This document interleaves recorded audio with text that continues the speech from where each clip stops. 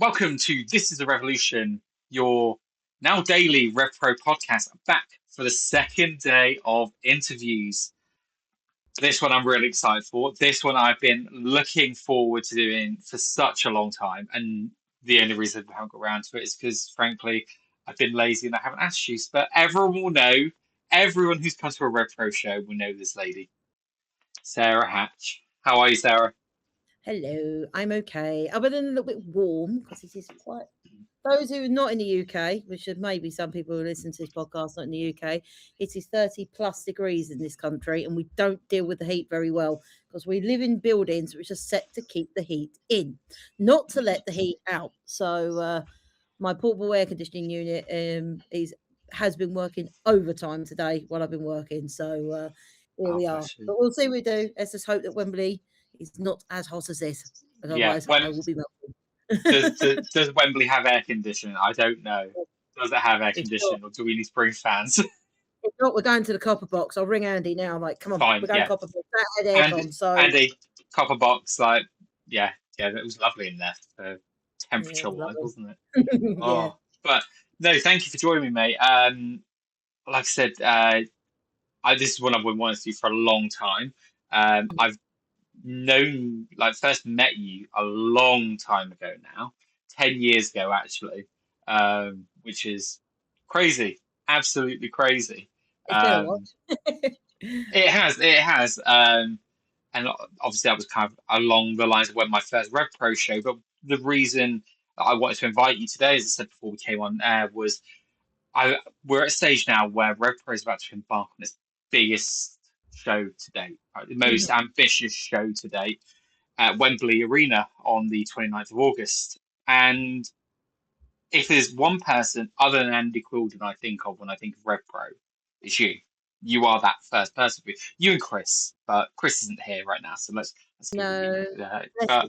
Bless him. He's been doing his usual. Mr. Hatch has been doing his usual, giving back to the business.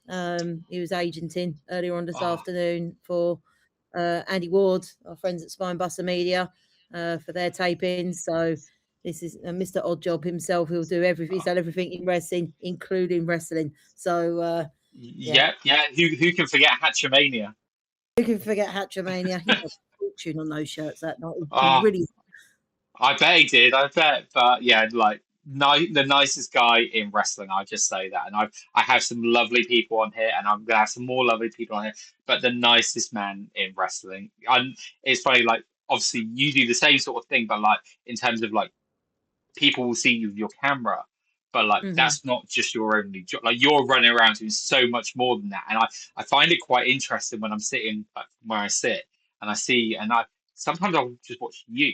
Because I've seen like the little things like you're directing round, or I can hear this on the headset where you go, do this, do that, and like direct or helping the people at ringside, the contenders, stuff like that. Or maybe it's just going, move, get out the way, because people just won't get out of the way in time.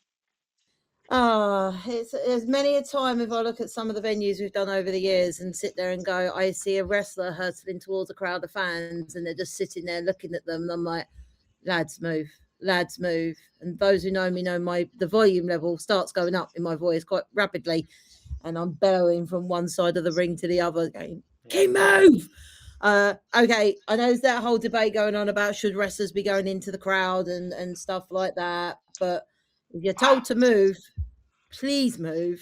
Yeah, I don't really pay Andy's liability bill for it. You know what I mean? Like, if you can, wrestlers aren't silly. They won't throw people into an area where there's disabled fans or people who can't move as well.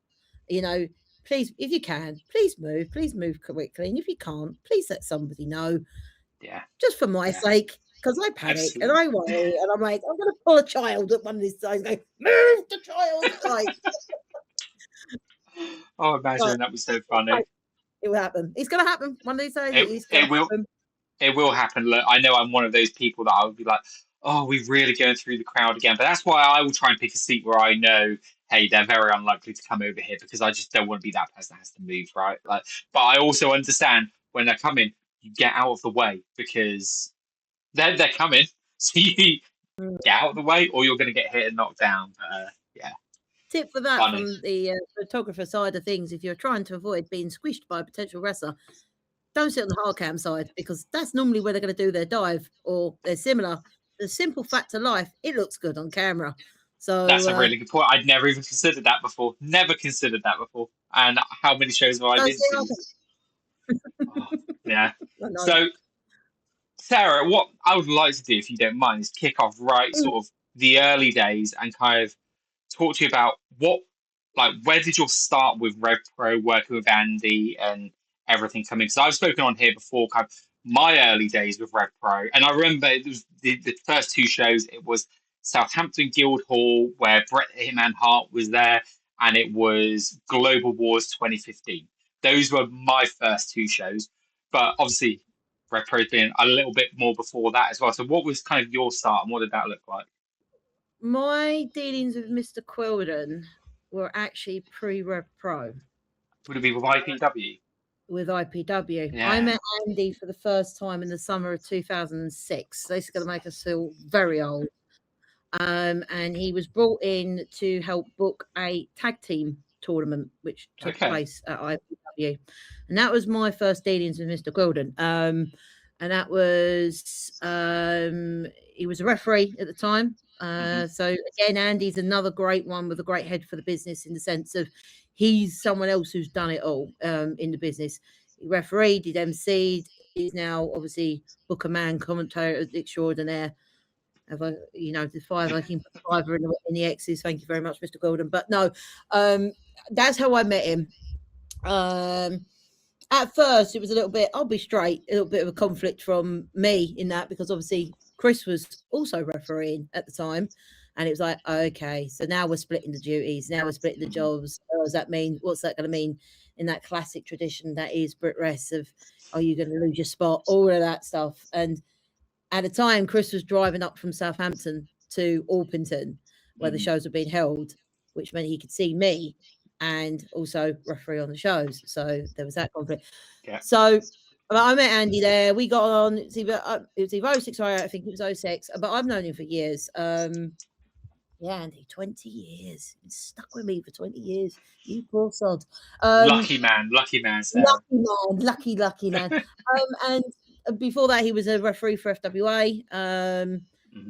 Worked together, in IPW, and then Shades over 15 years ago. Now it's the 15-year anniversary. My memory serves. And Andy's spoken about it on several occasions. He wanted to go in a different direction. He was doing the majority of the booking at the time. He was, and as most partnerships do, at some point there was a conflict. From what I've heard of the other person, I'm not surprised. Let's just put it that way. I'll leave that one. I will leave that there. We'll let everyone else fill in the gaps there. I'll be frank. I had some of the best times in that silly little hall in Orpington that's now been demolished and been rebuilt. There's some very good memories in that time, so I try and focus and remember the good times, if that makes sense, of that whole era. Of course. Andy decided he wanted to go in a different direction. He wanted to expand the brand. He wanted to do more, bring an import in style shows, because it was the start of the growth, really, I think, of BritWres at the time. He saw an opportunity, which was different, and we all had a show down in Sittingbourne in Kent. It was branded initially as an IPW show. We all had the date. We all came down and we all turned up, and Andy had rebranded the whole thing. What's in there? Brand new canvas, tracksuits, Revpro branded tracksuits, Revpro branded shirts, the lot. From day one, night one, there was no questions asked. This was not IPW. This was Revolution Pro Wrestling. And it was, again, the Sittingbourne shows, as the months had gone on before you were getting there, you were getting more of the bigger names, you were getting, the bigger clashes.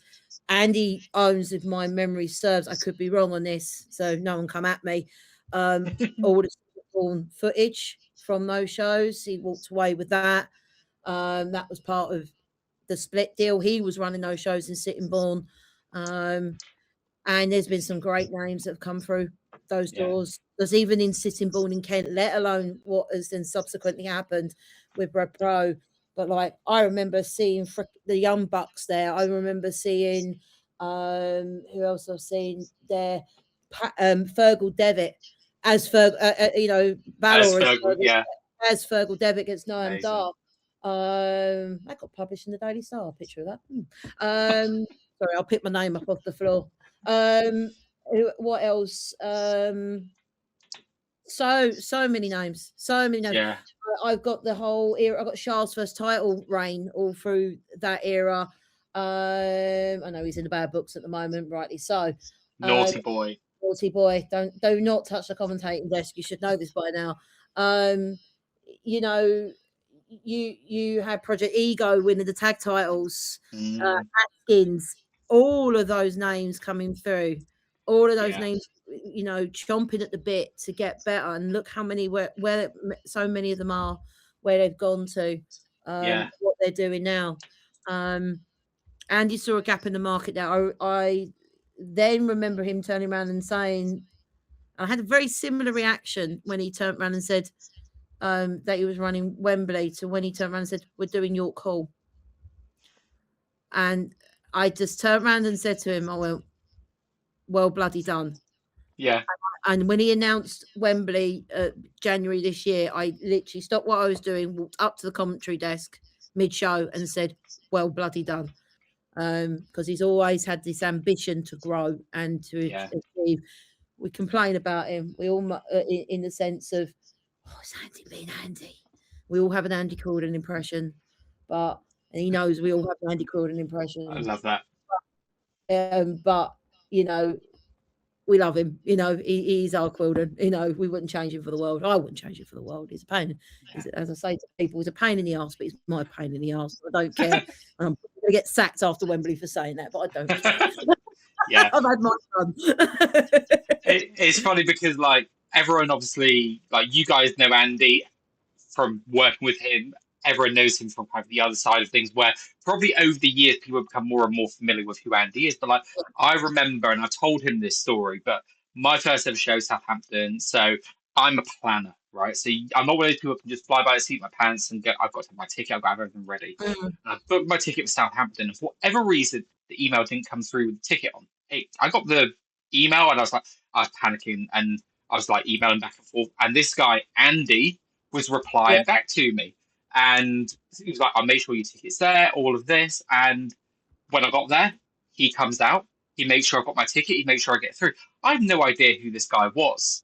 But he's there, Southampton Guildhall, show with Bret the Hitman Hart, a lot of people coming in, and he's out there sorting out a ticket.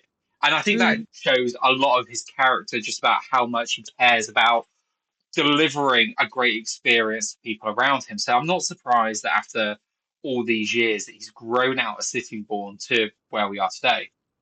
Yeah, no, I completely agree. And that one, I'm trying to remember when that Guildhall show was exactly. It was the band show from Revpro On Demand. It was, I want to say, it was August 2015. And the reason I think it's around that time is because I told this story before on here, but I went to that show and I was like, I knew Bret Hart, I knew Justin Gabriel, I knew John Morrison, but I thought I was the person like kind of in the know, like. But I was the mark who was going, oh, all these WWE people, cool. And I remember being outside and the crowds are going crazy, and this young lad was coming through and they're going, go on, Will, you can do this. And I was like, oh, this lad's Will Ospreay. Like, I'd never heard of him before, but and then Ricochet was on the show as well. So after their match, I was like, that was a really good match. Like, I've never seen this Will Ospreay guy before. He was really good. And then and this is why, because I'm sure it was November that year, is when it was Global Wars at Reading Leisure Centre. And it was AJ versus Liger in the main event. And that's why I bought my ticket. But then at that point, I didn't know much about New Japan, right? I knew these wrestlers were apparently great. I knew Shinsuke Nakamura was apparently great. I had no idea who's this Naito guy getting announced in the stuff. I knew who Okada was and what a big deal he was. And I was like, oh, this Will Ospreay lad is against Okada. So I kind of make a joke about how, like, my first two Revpro shows, I saw Will Ospreay versus Ricochet, who is one of his famed opponents, and I saw the Mhm. match that got him signed to New Japan. But yeah, they were a couple of months apart, those shows. That's the Southampton show I think it was, and this is just a character thing of Andy. If this is the one I think it was either that one or possibly the one after. But Chris was filming for Andy at the time.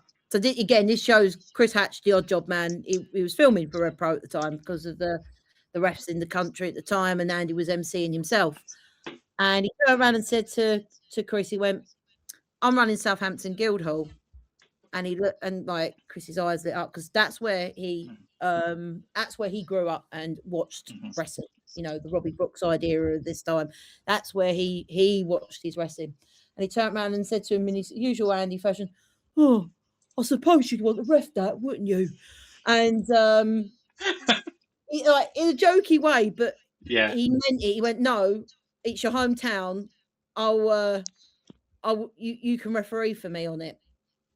And you know, and Chris had never refereed Southampton Guildhall, and that was the show. But he did it, and Andy let him do it. He could have just been, "No, you're my cameraman, and tough. I don't care. It's Yeah. in your hometown. You know, you should be grateful." And it's the only show his dad has actually ever come and see him referee. Oh, really? So yeah, Amazing. his parents aren't into wrestling at all. He's stumbled across it in his childhood.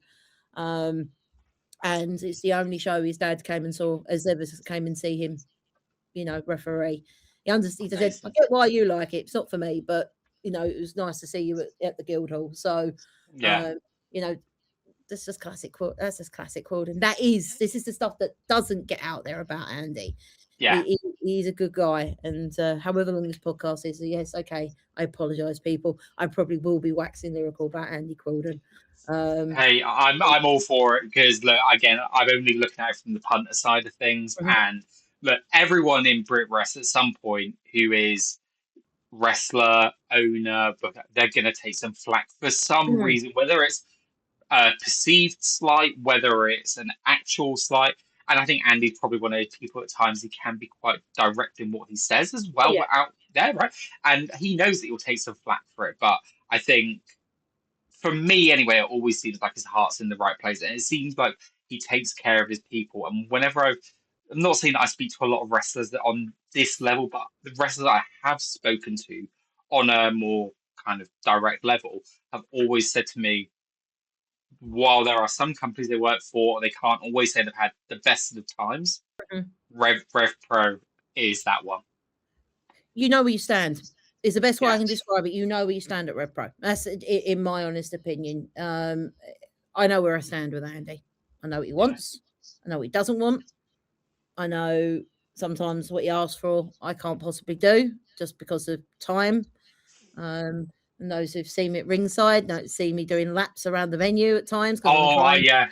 do that. I see you. The amount of times I've said to you, either at a show or I've messaged you and went, "What's your Fitbit count?" Because I see Yep, you going. Like I think you and Zoe Lucas at the Copper Box a couple of years ago, you seemed to be having a competition for who could get the yep. most steps in the building, didn't you? So Legit. So again, those who don't know, it is literally a running joke at the moment. And I've had wrestlers message me this as well, going, "So Sarah, how many Fitbit steps you done today?" I'm wearing my Fitbit on my hand, and it's not wrong to say I'm not exactly the smallest of lasses, shall we say.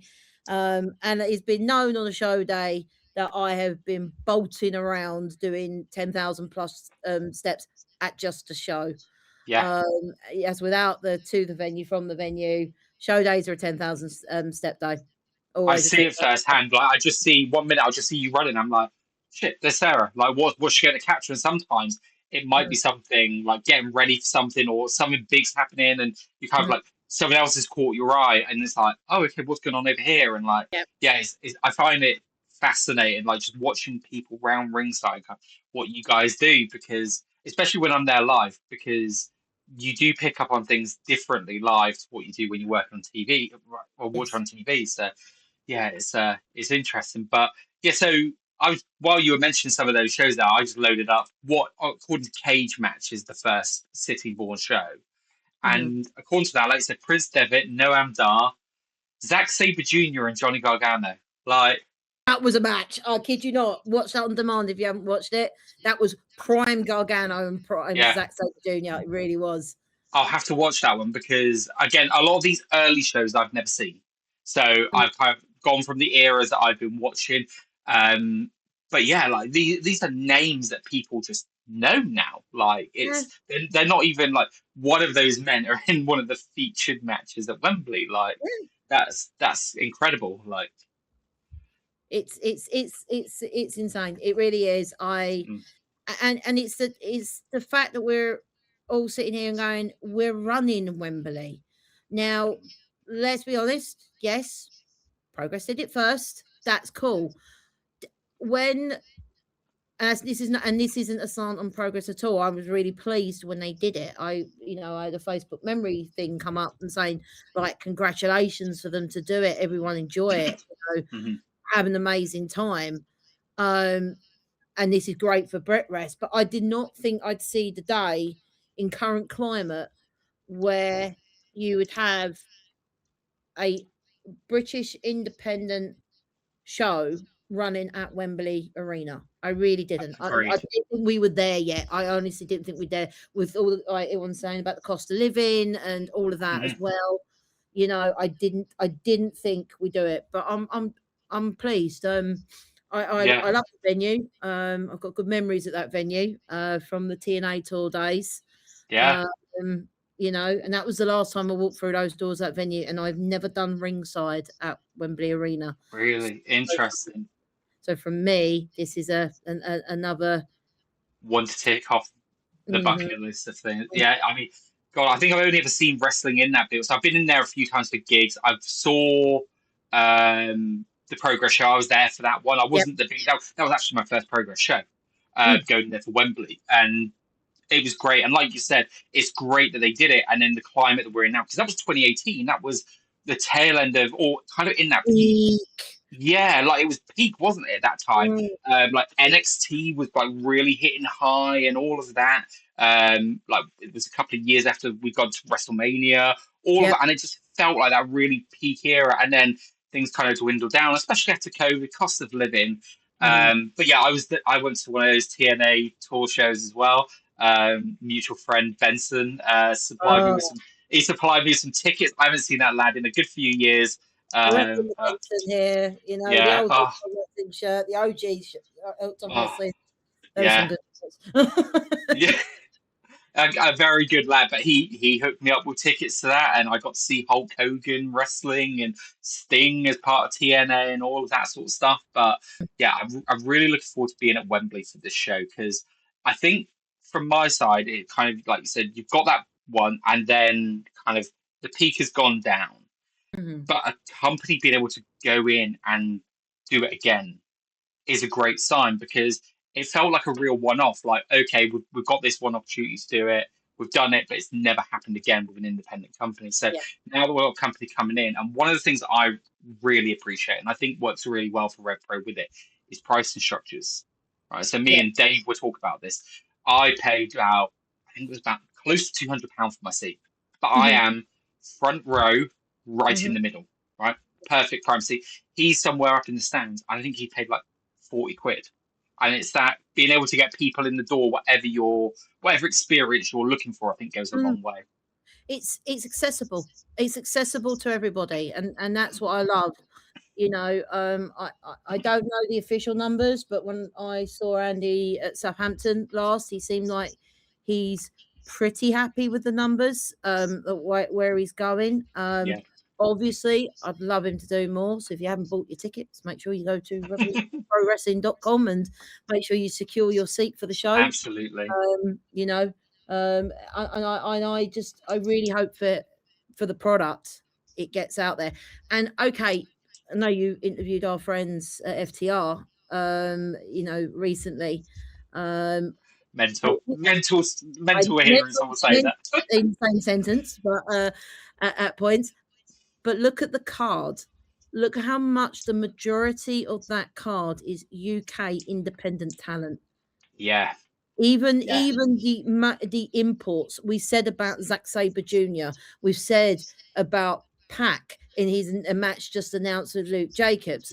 You know, we also said Callum Newman, the current reigning IWGP heavyweight champion, British born, British bred, British trained. You know, look at the quality there in that roster. Unless I'm missing something, I think literally the imports are FTR. The imports. The official, if you want to go imports in the sense of like people that have never been in before or the very few shows, you're right. Like, let's look at the card. Mills and Oku at the top, Zach and Jay. Yeah, I think you're right. I think that is pretty much the imports, because the other people that people would count as the imports, the big names, have history with Revpro. They do. So it is very much a Revpro card, and I think when you look back at the few anniversaries, right? So the first Revpro anniversary show I came to was headlined by Shingo and Will, right? So I wasn't coming to that one. I was like, I can't afford to add this one onto the weekend. Shingo versus Will gets announced, ticket bought, right? And then the way Andy's kind of grown it, but the next year it is main evented by Revpro guys.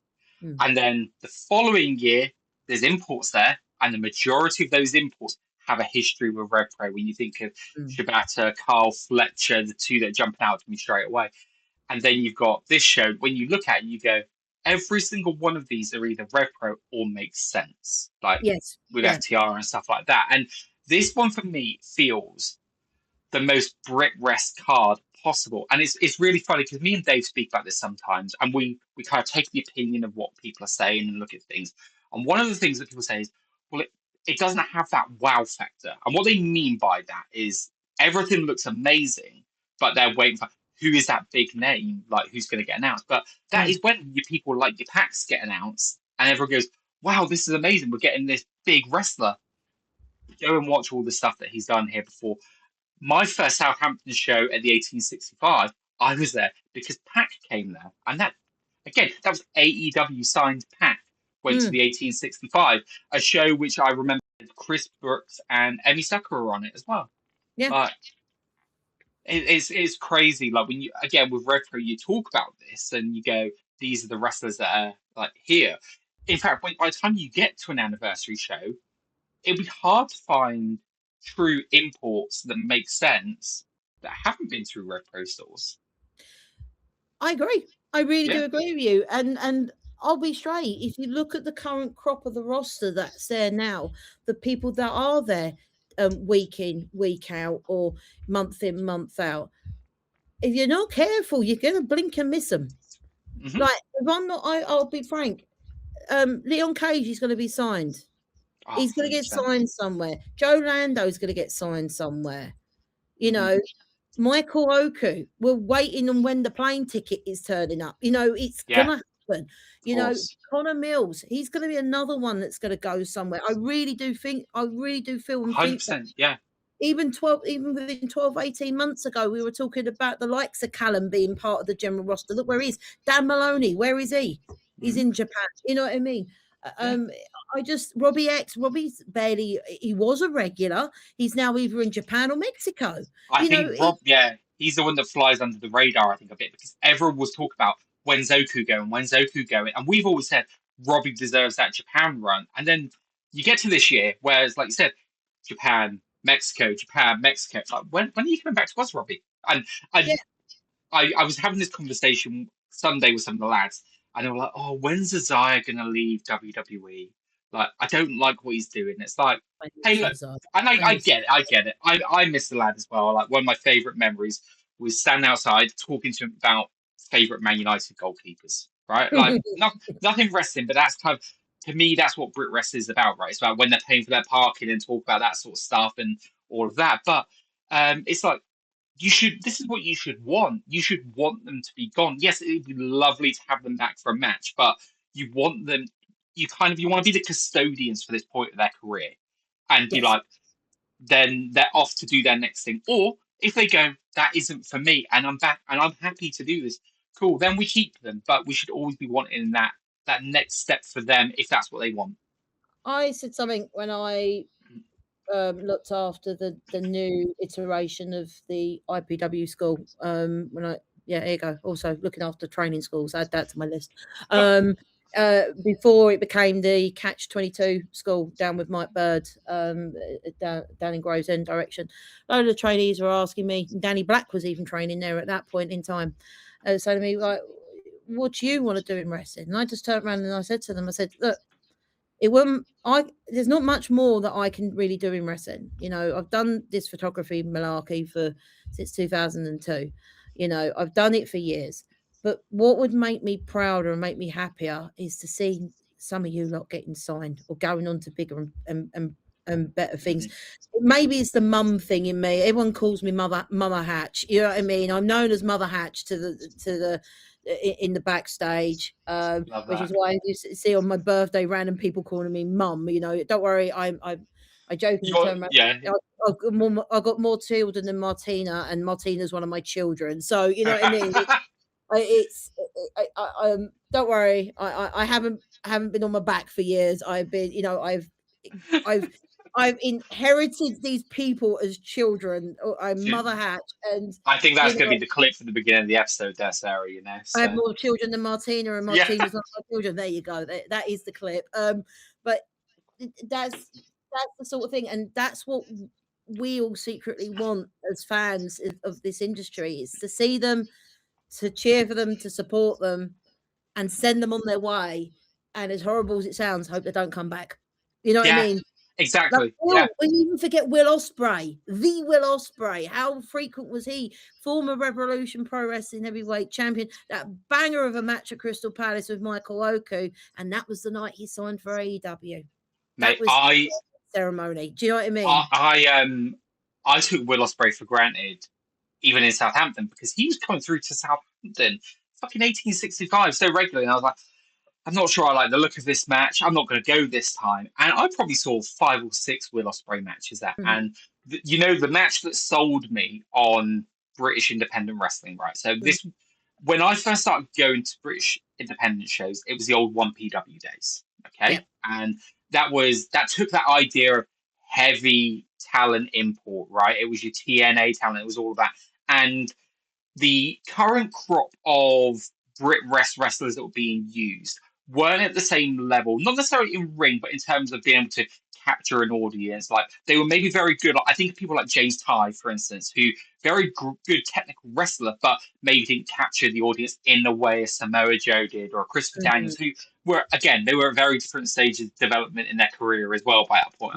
But you had that. So you kind of go, this American stuff is what I like. This is what I like. And then over the years, started going to these shows, and I went to the Southampton show, but it was Bret Hart and people like that got me there. It was AJ and Liger. And then I came to Southampton for Pac. And then it was Ospreay. It was Ospreay Oku 1. And I've said for the longest time, probably until they had that match at Crystal Palace you just mentioned, that was for me the match that was the best independent live match that I ever saw with my own eyes. I'd heard of Michael Oku, didn't know anything about him. I knew Will Ospreay, and I just left that absolutely enthralled. Everyone has a person that draws them in. Everyone has someone that draws them in, and someone that keeps them coming back for more in BritWres. I kid you not. Everyone has one. I have mine.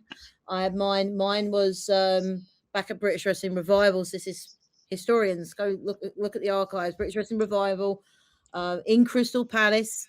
And that was the person who drew me in was Eddie Guerrero, because he was performing live there. Yeah. And I absolutely adored Eddie Guerrero. The person who kept me coming back for more was Jody Fleisch. Oh, Jody. I love Jody. Him, and I was blown away by this man. And that kept me coming back for more. And then after that, I was hooked, and I was going to live show after live show after live show, taking photos, developing what I was developing, and just being that, and that hooked. It was the same. There was probably a show that you spoke to Andy. I came along because Insert Import was there, That hooked me. So and so kept me coming back for more. Yeah. Chris was the same. He had a show in Southampton Guildhall. They hooked him in. And the likes of Robbie Brookside kept him coming back for more, Yeah. and that is the independent scene. And I really hope that everyone is watching this is sitting there thinking, yeah, that's my person who kept me coming back for more. And that's the person that hooked me in. It'd be nice. It'd be interesting in the comments if people, sort of say, yeah, no, that was the one who hooked me in and that's the one who brought me back for more. I'd be intrigued what the responses are. I love that professionalism there, Sarah, directing people to the comments. Look at that. Engagement. For me, like I said, with Michael Oku, that was the guy for me because I knew how good Will Ospreay was. Mm-hmm. I didn't know how good Michael Oku was. And I'm a firm believer that in 99 times out of 100, to have a great match the level they did, it has to have both people. Now, there will be times when I see people and they have a great match with someone and then you never see a great match from them again. And maybe that one night was great chemistry. Mm-hmm. But I just kind of got that feeling that this guy is really great. And that's what kept me coming back. And is venues like Southampton is something I love about Revpro, because running a York Hall and stuff like that, it's got that big feel to it, right? But Southampton is this weird little thing. I've said this story. I took my wife and I said to her, I kept saying to her, do you want to come to Revpro with me? No. Why not? It's not really my thing. Come and see this Will Ospreay guy. No, I'm not bothered by him. Shows up on AEW TV. She went, he's wicked. Okay. Come with me. I've been about him for years. Yeah. And it was the show with Leighton Buzzard, who I had no idea who he was. Neither did I until that match in Southampton. Leighton, where have you been all my life? Quote Will Ospreay, Yeah. But, Will is someone you could probably give him a paper bag and he'd put a 6-star match on with it. Yeah. Throw me in the ring with Will Ospreay. We'll have a Dave Meltzer 6-star classic. No, Will, before you ever see this? No. We need to get. No, we need to get Hatchamania running wild, but this time, not Chris Hatch this time. So, no way, Pedro. I've even had Amira saying she'd have a match with me. I've had Harry Milligan say he'd have a match with me. Isaac Murray saying he'd have a match with me. I think even Michael Oku said, "Well, I'll a match with your husband. It's your turn now." No, not having it. You super kicked me. That's it. Enough's enough. I'm. Nah, unfortunately, that ship has well sailed. I don't think that is the one thing. Let me put it this way, ladies and gentlemen, if you and everyone else, is if you see me in a wrestling ring in lycra with boots and all the spandex and all the whistles and everything like that, that is officially the start of my midlife crisis. Please send help. And take away any credit cards from me because I'll make a purchase and it will probably be an Aston Martin. Okay, so there you go. Perfect. Not having it. If we get where's Sarah and then you can't the curtain, it's like shit. Stop. Shut it down. Shut it down now. Just no. It's not happening. It's that ship is. I've trained. I've tried. I've always been drawn back to the photos. Always been drawn back to photography. I wouldn't say no to managing or MCing. I've done both. Yeah. But the photography is the thing that keeps me coming back for more. It's funny, when I was younger, when I was about 16 back in 2000, I'd heard about the FWA wrestling school.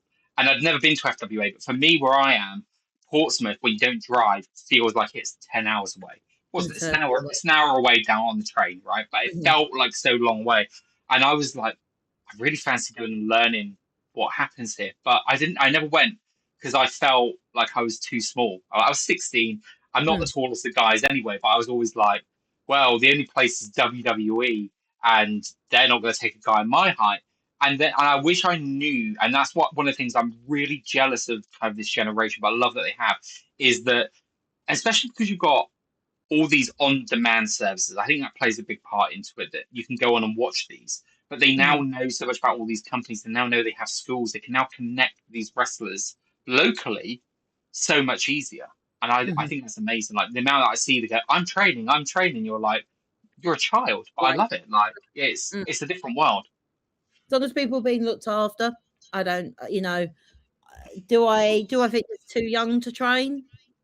Depends. Full training, yeah. Like, let's be honest, Revpro do kids classes. They Yeah, do junior classes in their Portsmouth school.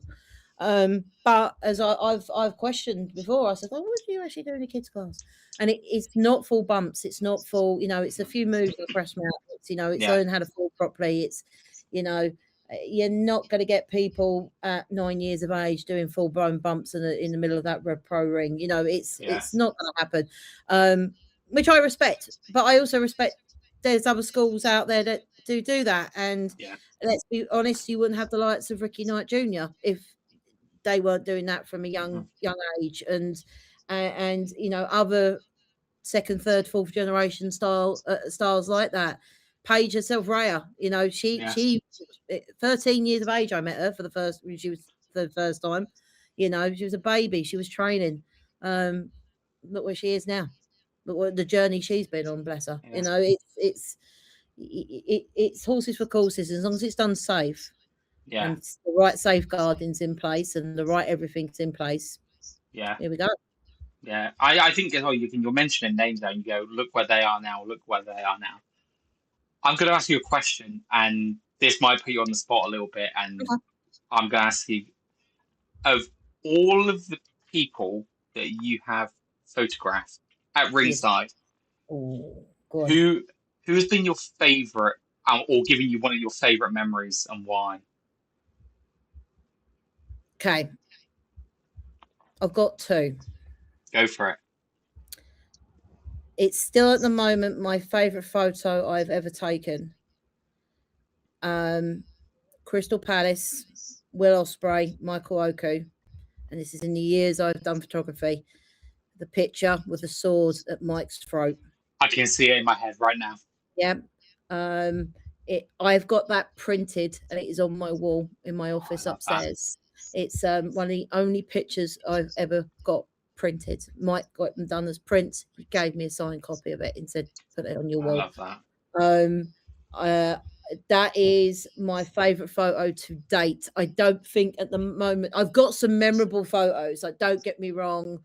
I got Bret Hart at York Hall putting someone in the sharpshooter. Do you know what I mean? I've got with Tanahashi there. I've got Liger, being Liger. I've got so many cool photos like that. Hell, I got a picture of Liger taking a picture of me in his ring entrance jacket, but that's a story. But there, I'd say that is the one photo I keep. I'm like, how can I top that? Every Yeah, photographer has one photo. How do I top that? How do I top that? yeah. In this is in the independent scene. I've obviously done some stuff. Obviously, I've done some I mean, stuff. yeah, you've done some stuff, haven't you? I've done some stuff. PWI and AEW. There's that. Can I actually have a third? I'm sorry, I'm really cheeky. Yep. I know I am. No, you go. It's free content for me. So So that's my favourite ever British wrestling independent photo. Is that match? That whole match. I had goosebumps on the entrances. The whole Will having the different generations of the Ospreay character. If people don't know this, the whole entrance was every single entrance gear pretty much that Will has worn yeah. as druids on his way to the entrance. Chris was one of the druids. There you go, another tick of the boxes of You know what's really funny about that, right? So I was in there for meet and greets, and I had one with Ali, right? And he was really late. I think it was issues with the planes. So as I was coming out, they were testing Ospreay's entrance, and I saw them all lining up there, but they didn't all have the full gear on. They had bits of it on, and Will was just there in his normal clothes. And I was like, as I'm walking out, I'm looking down, oh, looks like they're doing something here. And I found that quite interesting, like being able to see that sort of behind the scene a little bit. So the whole entrance, I had goosebumps on that entrance. Yeah. And there's not too many things. There's lots of things that give me chills, but that whole match, it set up the whole match. Yeah. It gave me chills, So you've got that, and that photo was just like bang, summarized it up. I was just like, if you wanted to tell me what's going to happen in this match, there's the match. My non-independent photo, which is probably one of my fave. So it was actually for PWI, for AEW. at Wembley Stadium. Now, come on, like this is just me going, oh my god, I'm standing on the pitch at Wembley Stadium. Arsenal have played here and won trophies here. Oh my god, like, massive Yeah. Arsenal fan. Like, I've seen them lift trophies here. This is ridiculous, and. Yeah.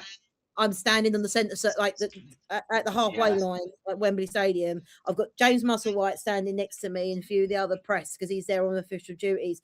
And I turn, and I see Tony Storm, and then she comes down for her entrance. And there's this one picture that made the cover of her with her whole gear sort of all floating off, with her, and that was my first ever PWI cover picture.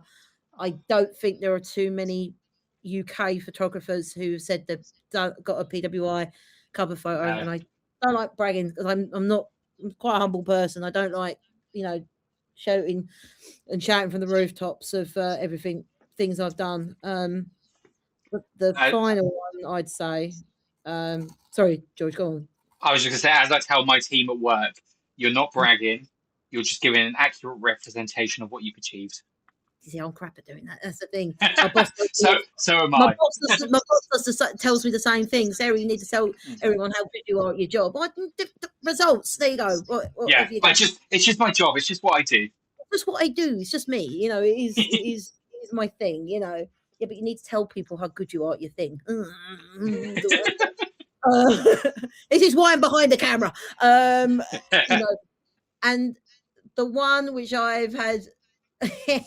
I should be retired now because of this photo. Is when Chris Jericho turned up at the Copper Box.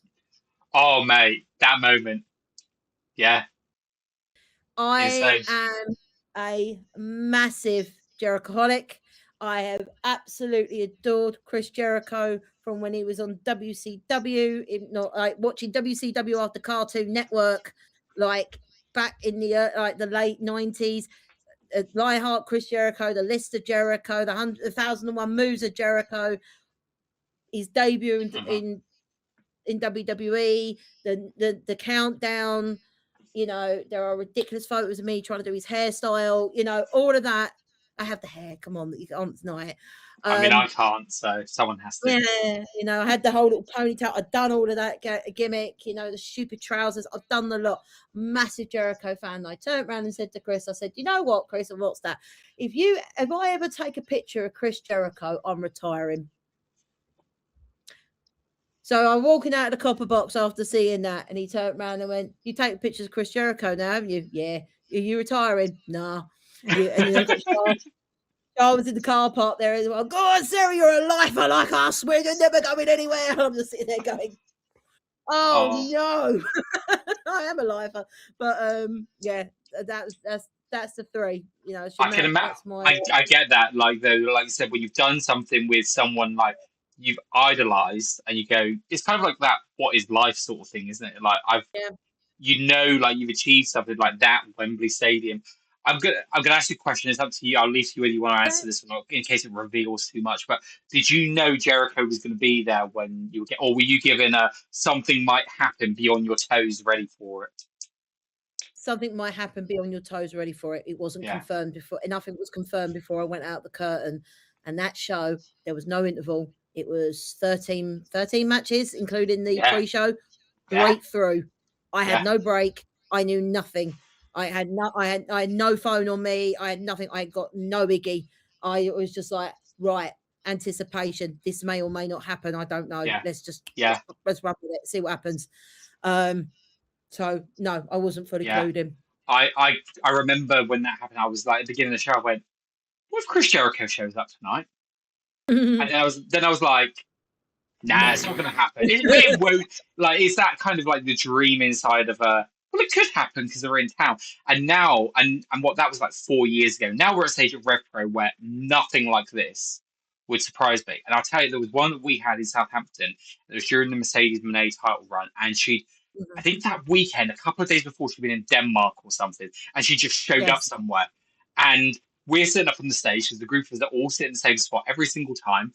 And we're watching everything that's going on. We're like, lads, do you reckon she could turn up here? And we're like, well, Southampton is going to have to be after doors and all of that. We saw a bunch of people heading outside. and it looked like they were looking for someone or getting ready for someone. We're sitting there going, lads, she's about to come in. She's about to come in. Never did. But I guess it was really funny because we were like, that's the stage of Revpro that we were expecting that could happen. You say that, right? But this isn't new for Andy. He likes dropping this. And the reason I say that is I've been involved in trying to make some of these actually things happening. There was one time, again, it was a Sittingbourne show. It was early days of Revpro. I drove all the way down to Sittingbourne from sunny Orpington, and he goes, Sarah, and I'm like, yes, Andy, what do you want? And he's like, who drove today? Me. Why? Would you mind doing a pickup for me? And I'm thinking Sittingbourne Station, Maidstone. Yeah. Yeah. Where? Oh, the XL in London. What? Brother, I've come from my house. It would have been quicker me going to the XL from my house and then coming back down. I've got a surprise. I've got a surprise I've managed to wrangle. I need someone to go pick them up. And I went, oh my God. Them, what? It was Christopher Daniels and Frankie Kazarian. Oh my God. So they were doing a signing at the Comic Con. Yeah. And so I got back in my car in Sittingbourne, drove all the way to the XL Centre, picked them all up, got them back in the car, drove them all the way back down to Sittingbourne to do a surprise appearance for Revpro. So this is not new for Andy. I think that was like 2011, 2012 sort of time. Would make sense. Yeah. And it was hot TNA time, and it was like hot Kazarian and Chris Daniels time. Yeah. And I've got there's photos there. I think it was just ridiculous. It was but that's the sort of thing Andy will do. So I'm not saying never say never, but he's also announced a men's scramble. He's also announced a women's scramble. Yeah. You never know. Blue turned up with the last women's scramble. You know, one of the last ones. You never know who's going to turn up. That's what we're thinking, because like me and Dave, we've been trying for weeks to run down the card before we had anything. And one of the things I think I've really enjoyed this year, because me and Dave, we look at it from very different views when we're looking at cards and like builds coming. So Dave is very much I don't care because I know I'm going to be happy because it's Revpro. Yeah. And I'm someone that will be like, I want to get really excited for this. I want to know matches in advance. And we've spoken to Andy, and it's actually been really interesting to hear why last year he's taken a different tactic to his announcements compared to this year. And it's like, okay, that makes sense from a business point of view. Me looking at it from a fan's point of view, going, I want to buy my tickets to things. I want to be excited. And look, I'm a mark for Revpro in that I'm probably always going to make sure I book my ticket no matter what, because to date, I can maybe say the amount of shows that I've walked out of going, oh, that didn't really do anything for me. I could probably count on one hand over all of the shows I've been to. Yeah. So I think like seeing how it's been built up this year it's been really interesting. Mm-hmm. And those matches going, right, well, we've got these gaps here.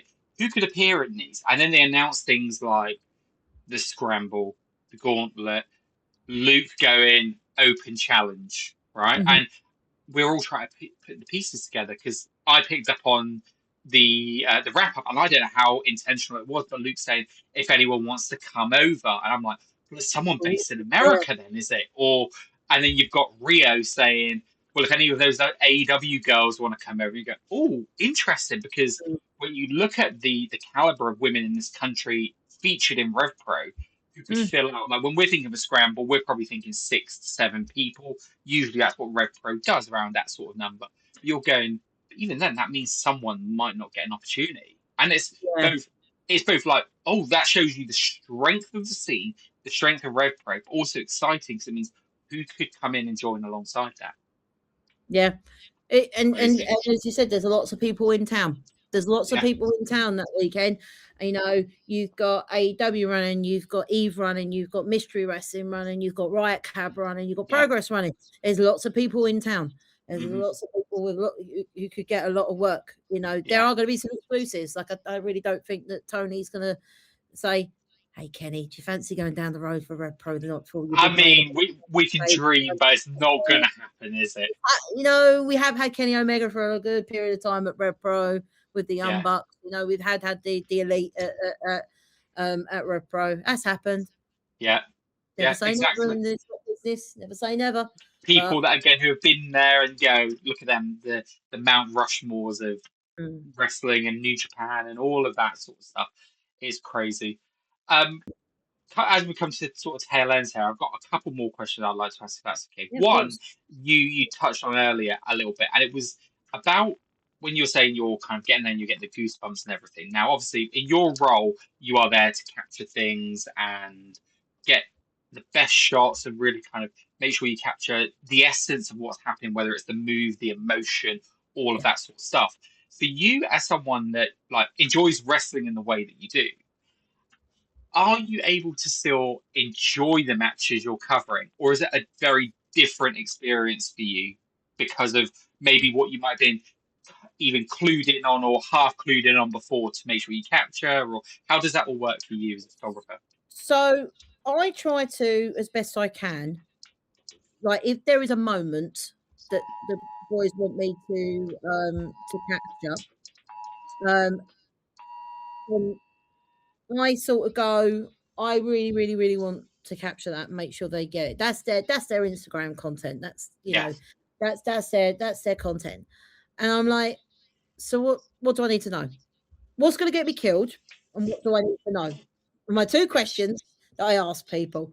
And sometimes they're quite forthcoming, going, oh, I'm going to do this, or I'm going to hit that, or by the way, it might not even be the finish, but there's going to be a spot over here. Just be careful, okay, cool. Yeah. So I'm on the eye out for that. But I think if I weren't enjoying wrestling anymore, I'd walk away. If I'd stopped having fun doing what I'm doing, I would just walk away. I couldn't. If I'm being frankly honest with you, I don't really watch WWE. I don't enjoy the product really very much anymore. I understand. Yeah. Yeah, I'm not their target audience anymore. It's changed again. It's not Attitude Era. It's not PG-13 era.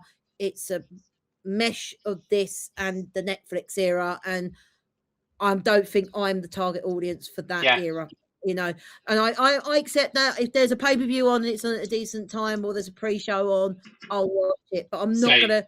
And maybe WrestleMania I'll watch, but I don't sort of go, oh, pay-per-view tonight. Okay. Oh, yeah. I watch the Rumble every year, and that's the one that I guarantee I watch. Yeah, because it's the Rumble. Do you know what I mean? Yeah. It's unique in itself, and still ain't the same without Fink doing the rules are simple. And I think if I stopped enjoying it, if I was like, this is boring now, why would I put myself through it? It's I do sit there and get goosebumps at matches. I do sit there and pop at spots, and then sit there and pop at the photo I've taken of said spot. You know what I mean? I do enjoy it. There are still matches that have never happened that that could happen, or that'd be a bit tasty if that one happens. You know what I mean? In this country and abroad. You know what I mean? And if I didn't like it anymore, I wouldn't do it. I literally, BritWresPics would be shut down. Yeah. Thanks very much. Love you and goodbye. Thank you and good night, as Mr. Omega would say. And I'd walk away. Yeah. But I still enjoy it because it's not, even going to London, like for Portchester Hall, it's an hour and a half each way. To get to the show. It's about an hour. It's on the train. Time you drive, park the car up, get on the train, get into London, then do the tube, walk to the venue. Right, cool. So that's an hour and a half each way of my life. Then the show. You're not just turning up at doors. You're there before doors. You're setting up. You've got all this kit. You're setting up for promo pictures. You're trying to find people. Okay, cool. Then that's done. You pack down. You say your goodbyes. And it's never an Irish goodbye in wrestling. You try, but it doesn't happen. You pack your kit back up. You're lugging your heavy bag, back on the tube. Hour and a half back to home. Get in the car, come back. Oh, crumbs! I better get some pictures edited now. I try and even do one or two before I've even left the venue to get them out there, to get them, get them going. I can't always do that because of trains. And when you're back, and then you're editing, say 1,000 photos. And getting them uploaded and getting them edited and out there for people to use. So it's not the bit you see me running around that ring for those 3 hours, you might as well say, with a 15-minute interval. Yeah. There's so much more to it than that. I can say I've seen that bit firsthand as well. So it was when AEW did Cardiff for the first time, and we were in the same hotel. And I remember I came back after the show, and we were in the bar area, and I saw you and Chris sat down in kind of a little seat, and you was sat there, and you were doing some editing, you're doing some stuff. 'Cause obviously, you want to get that done and out. And like, I've seen that firsthand, the work that like everyone else will go, all right, takes a few pictures, then does whatever, whenever. But Yeah. you are literally there straight away getting that sorted. Chris even left the show early that night to make sure he could get a particular seat at the bar area because it was one of the only seats that had a plug socket next to it. Yeah. To make sure I could sit down and get the editing done because those pictures needed to get over the PWI. Yeah, and again that night as well. Like again, if that doesn't show Chris and what he's like, I'm going to add another little story in there as well. There was a notable BritWres fan who many people would recognise, and that's what I'm going to say, who maybe overstepped the bounds of familiarity with me at that show and left me feeling very annoyed, and I had to remove myself from the situation. And this is where I'm going to sound really weird here, but I remember when I used to come to shows, I would always want to speak to you and Chris, but I never did because I always kind of felt like what I didn't want to be. So I didn't want to be seen as that guy who I'd met you guys a couple of times and was trying to get something, right? Yeah, and then you get to that stage where you just don't really, you maybe say hi or anything, and it gets awkward, right? For me, right? And I remember that night, no matter the fact that I hadn't really spoken to you guys all that much, I go outside for a bit of fresh air, and Chris is straight out. Are you okay? Is everything? And I'm just like so. Again, just shows kind of like, and I extend the same to you because you're both like this, but just lovely, genuine people who give a shit about the community around them and have such a positive impact. But yeah, like he's at an AEW show and he's going to do that for you. He's looking out for other people. Like absolute legend of a man. Wrestling's given me so much, right? And you know, and it might sound sad in some people's eyes. Oh my God, you've been doing this since you're 15 and you're old now. Why stop it? Grow up. But it's given me so much. It really has given me so much. It's given me before independent wrestling. It's given me something I understood.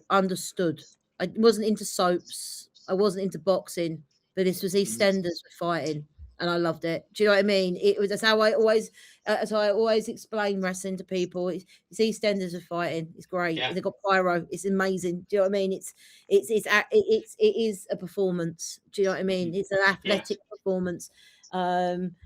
It hurts. You know, it's predetermined. It's not fake. Come at me. You know. Yeah, I say that to everyone. Yeah. It's predetermined. It's not fake. You're bumping on gym mats. The old blue gym mats at school. That's not a lot of padding under there, and it's steel and wood. Nope. It's, you know, it allowed me my growth in wrestling to finally grow a spine and turn. It taught me some.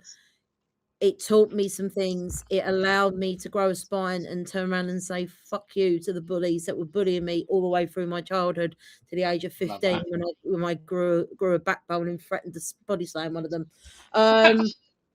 You know, and I just said, "Come on, then, try me," and because I got some, and never happened again. You know, it even more, and most importantly, it's given me my husband. We met as wrestling fans.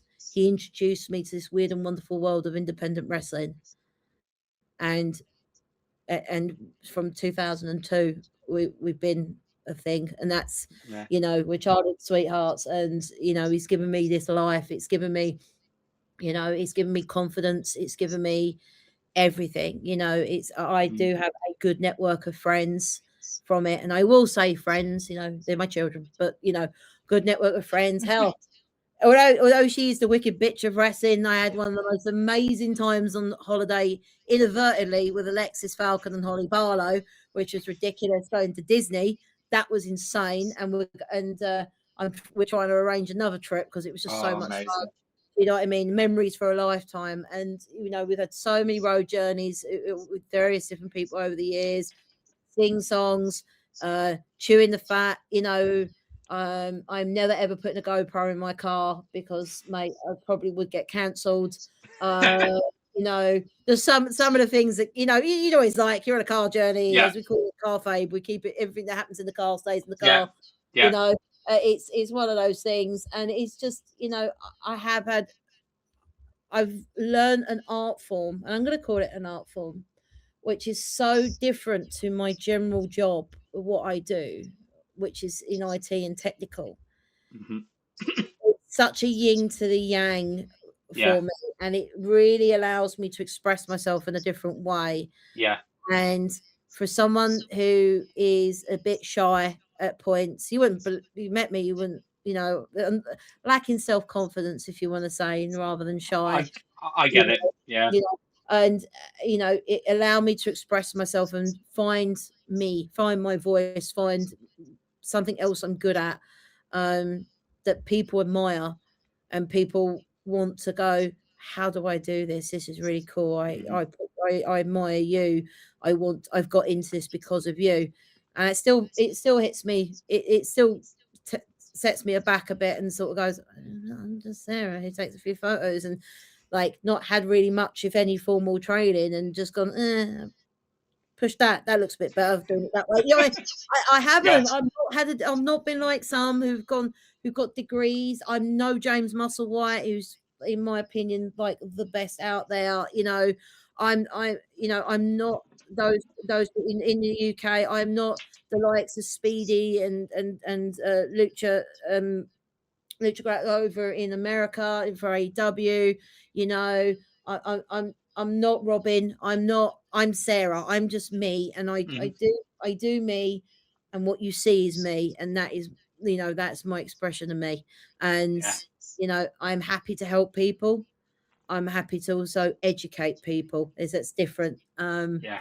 And you know, it's because wrestling isn't just about, or wrestling photography isn't just about turning up and taking a few pictures on your camera and going home. There's a whole etiquette piece Mm. to it. There's a whole knowing what to do. I'm no Matt Raven either. He's a dude. I really like Matt as well. We have very occasionally, when people have money, they actually book the pair of us on a show together, and we have an absolute while of a time chewing the fat and literally putting the world to rights. It's hilarious. And the wonderful Sky Smithson, or Boo, evil villainess Sky Smithson, in terms of Revolution Pro Wrestling, had the pair of us on a show last Saturday, and it was just so much fun. It really was so much fun. But yeah, there's a lot of good people in the business now. We've got rid of a load of crud. We've got rid of some nasty people, which I'm very grateful for. I've seen them come and I've seen them go. And that Revpro locker room is something great to be in. It really is. I mean, like you see from a creative perspective with all of the different additions Andy's made to the programming. So the schedule becoming wider. It's not just a monthly schedule; it is weekly schedule with the wrap up, with all of that. He's going to need so much more content, and I think what you all do, and I think it's really interesting because you can almost look at a lot of the work that comes out, and you can tell whether it's yours, whether it's James's, whether it's Matt Raven, whether I'm forgetting the name, that Beyond Gorilla, stuff like that. You can tell everyone's got their own style, and what they bring contributes and complements well, and just gives. And I love that. It's one of my favorite things is actually looking at all these pictures that come out, because it's like it captures everything amazingly. There's no point me just being a copycat of somebody else. There's no point Robin Beyond Gorilla being a copycat of somebody else's. You know, we are our own people. We're unique people.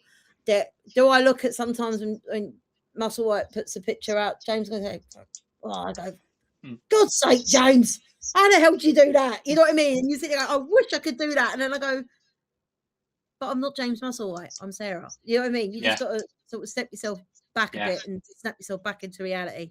You know, and we all help each other. We all do talk. We do have a group. You know, we all do chat to each other. You know, we have a safe space where we can bitch and moan and say, do this, don't do this, don't buy from this place because they're crap. You know, all of that. You know, and we look after each other. And you know, that's amazing. It's you know, it's a great community. There's communities within communities as well, which is what this weird and wonderful world of wrestling does. Amazing. Sarah, one last question before we sign off. Wembley. So we've Mm. got that coming up. Which match would you say you are looking forward to most as a fan of wrestling? And which match are you looking forward to most as Sarah Hatch, person who works with Revpro, person who works with all of these people? Again, I know that's probably put in a very awkward position because there's a lot of matches that I'm sure mean a lot to you, but which ones stand out for you? As a fan, just because, and I'll say it after I say the match, is Jay Joshua, Zack Sabre Jr. As a fan, I'm so looking forward to that. I'm looking forward to all, spoiler. Goes without saying. All of them, right? Yeah. But the reason I'm looking forward to that is I think this is Jay's chance to put his name. I absolutely adore Jay Joshua. It's his chance to put his name on the map. I really do feel if people put your mark my words, he's someone literally he will be gone within 5 years. You know, if not sooner. You know, he's such a good dude as well. Really nice dude as well. Yeah. Oh, 100%. On the other side of that, I never tire of seeing Zack Sabre Jr. in person. Again, seen him since his emo days in the wrestling industry, and I do love it when the world all is right with the world when Zack Sabre Jr. is kicking someone.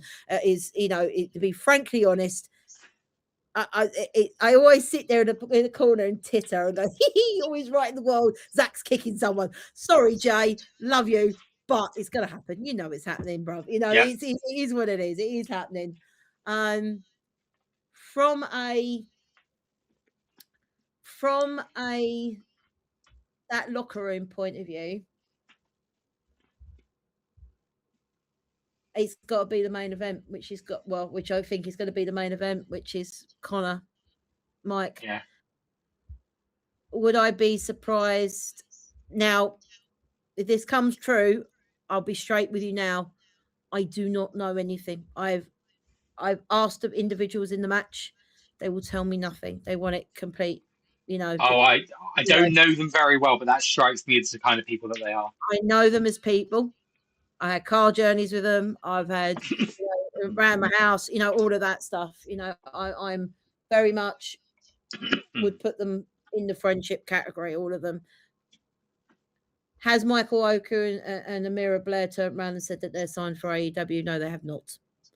Would I personally be surprised if this is similar vein to Mike and Osprey, and we might be getting a signing, if not that night, not long after that weekend? I wouldn't be surprised. Yeah. Do I think this is probably one of the last times we will see Michael Oku as a Revolution Pro Wrestling star and not an AEW wrestling star? Yeah, I don't think we've got too many of those performances left. That's just me. Now, I could be completely wrong, and there's a little selfish part of me says, I kind of hope we have a little bit longer. But I wouldn't be surprised if in a few months we're seeing that graphic, that AEW All Elite, Michael Oku is All Elite.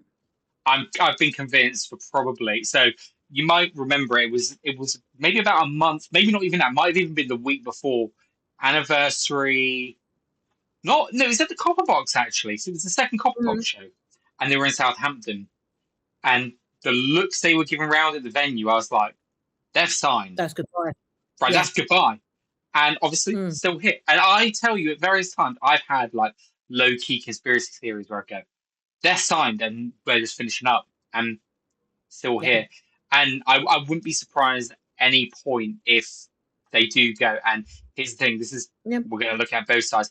I, as a person, if they get the opportunity, I want them to go and run with it in the world to see exactly what we see. And they've seen glimpses of it, right? They've seen Michael Oku and Okada in the ECW arena on Collision and stuff like that. But actually let him get in properly, Amira alongside him. But the fan in me want that a little bit longer because I am enjoying this iteration of Michael Oku. It's been something I've been waiting for. I've been waiting for this for probably about a year, and he's doing such a good job of it. I love Villain Oku. I do love Villain Oku. I remember, Purpose Wrestling down in Wimbledon. He was Villain Oku. I've And he heard. came out to an absolute banger of a track, which was not what he comes out to now. And I've told him, you need to come out to Wembley in that track. He's told me no. I told him, you heel. Why are you doing this to me? You should come out to your old Villain music. I just love it, so serendipitous with the whole, it would be lovely if it did happen, because obviously Will passed the torch to him in that fashion, at Crystal Palace, and when he went on his merry way, he became the champion. Again, I don't know any results. I don't know anything, but if Conor Mills was successful of beating the champion and becoming the Revolution Pro Wrestling heavyweight champion, it would be very nice. All the stuff that's happened, the rumbles, destination everywhere, anywhere, the whole the tag team, the tag league. You're more interested in the cruiserweight title than you are on the tags.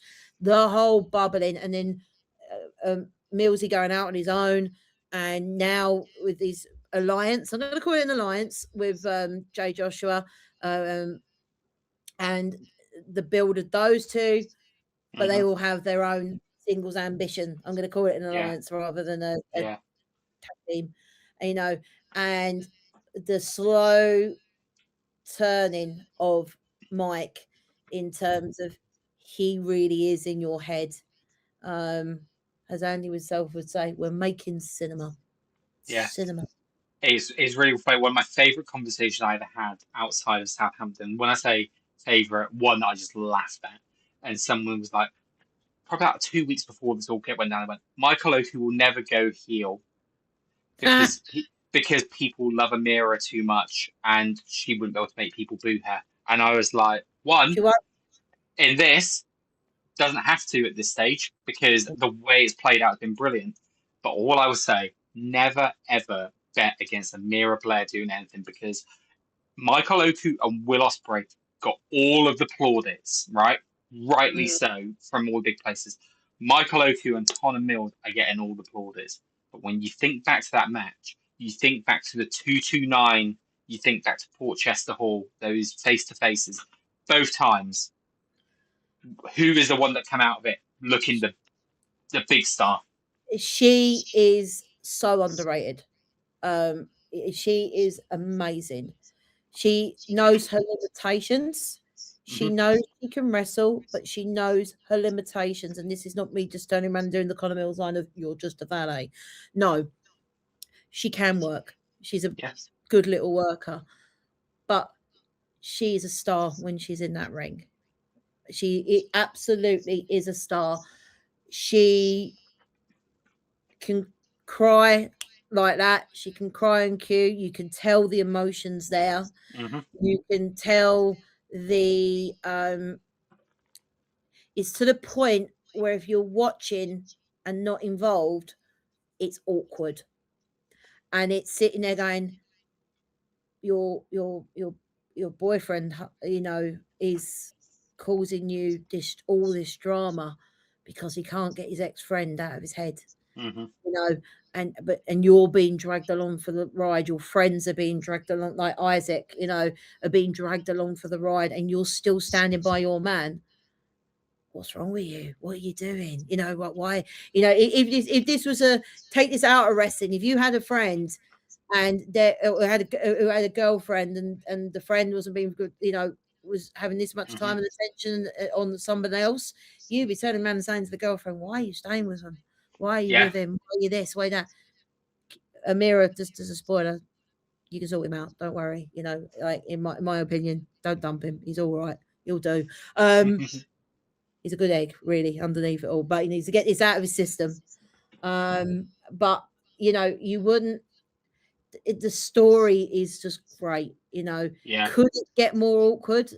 Don't know. I think we might run out of dates, but we also can't fail to remember some of the stuff that she's taken over the years in the corner of Michael Oku. Mm-hmm. The whole being a debut appearance, if you want to call it that, in Mike Will 2, I think it was, where she got dragged over those barriers at York Hall after she threw a drink in Will's face because of the whole towel incident. Let's not forget Connor Mills was also involved in that storyline and that angle. Yeah. Long-term storytelling, guys. Go back, watch the storyline arc. It isn't just what you're seeing in Portchester Hall and a couple of things. It's long-term storytelling from Andy. So if anyone turns around and slags Andy and says, Andy doesn't tell storylines, trust me, he does. You know, she took a table from Trent Seven. Oh God, yeah, I remember that. Beautiful ball gown of all things and heels. She insists on wearing heels all the time. Yeah. I tell her off. I fear for her ankles. You know, she's done just, you know, the blade. She's done everything. You know what I mean? She ain't afraid to take shit. She will eat shit if it makes the match, makes it worthy of the match. And I do wonder what the bloody hell she's going to do in this one, or what could happen to her in this match. I really do, because you become torn at ringside because you're standing there going, these are my friends potentially getting hurt. Yeah. No wrong. But I still need to capture the story. Yeah. And the only time I think I've done that in recent times is, unfortunately, I did know that he was hurt, was Ethan. Because I had to help. I stopped and helped him. I went, no, mate, I shouldn't. I'm concerned about you. And helped him to the back. Because he's helped me so much. You know, he's a great lad. He really is. He's a great lad, and I'm gutted for him that he's not getting that match. But he will come back, and he will come back stronger. 100%. And he deserves the world. He really does. So yeah. But you know, back to Amira, she's another one that deserves the world, and she's an integral part of this storyline. Could 100%. Could it be that she's finally had enough of Michael and does something to cost him the title? Is it that something meant for Mike from Mills, you know, a chair shot, a table shot, a ladder? I don't know what we're going to be permitted to do in Wembley, but I know those two are probably thinking up some weird and wonderful ideas. Do you know what I mean? And you know, what's going to happen? You know, what could happen? I don't know. But is it a point that she has to stand by her man and she'll do anything to make sure the title stays around his waist? Or does she say, I've had enough of everyone getting picked on, bullied, whatever? And I don't appreciate the passion anymore. I love that. Yeah, we've said that Amira Blair being kingmaker in that match is what we think is going to happen. Dave put the idea into my head that she is going to stand by her man and cost Mills the match. And I was certain we were getting a Mills victory. Now I want to live in both those timelines where I can see what happens in both, because again, everyone is so good at their role and being able to see what that would look like and what a Mills victory here would look like. Yeah. You know, it obviously it depends on the outcome, but I can see again, like you, I can see justifications and reasoning for both. Yeah, I personally think it's if again the scene, the arc and the cinema and he's creating and the storyline arc that he's going for, I would not be surprised if we have a new Revolution Pro Wrestling heavyweight champion, Connor Mills. I would agree. Dave and I, we have very different ways that we look at wrestling. And I think I've been saying probably for about 7 or 8 months, Connor Mills, anti-hero Connor Mills, that Dean Ambrose, not babyface, not a villain, like that kind of character. He doesn't need to be a babyface, doesn't need to be polished on the microphone. I mean, he's good. He gets the passion, he gets the emotion. But all of that kind of side, I said we can get that from him.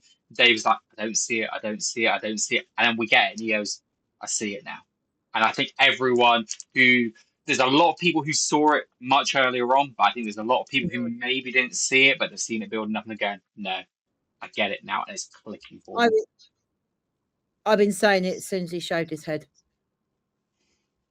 Yeah. As soon as he got rid of the dreads, he became the man, Connor Mills. He stopped being the boy, Connor Mills. He became true grit, Connor Mills. You know, he's hardworking in the gym. He's doing everything. He's doing everything right. He's working on every single element of his game to be the best that he can be. I know his ambitions. We've spoken about it in car journeys. You know, I know what he wants to do and where he wants to go. Is Michael Oaker the man standing in his way? He wants his ambitions. He wants his goals. What will Connor Mills do to get those goals? So that's my Sarah, we'll find that out August 29th. Wembley Arena. Oh, main event. It's going to be a good one. It's going to be a good one. Thank you so much for your time today, mate. I really appreciate it.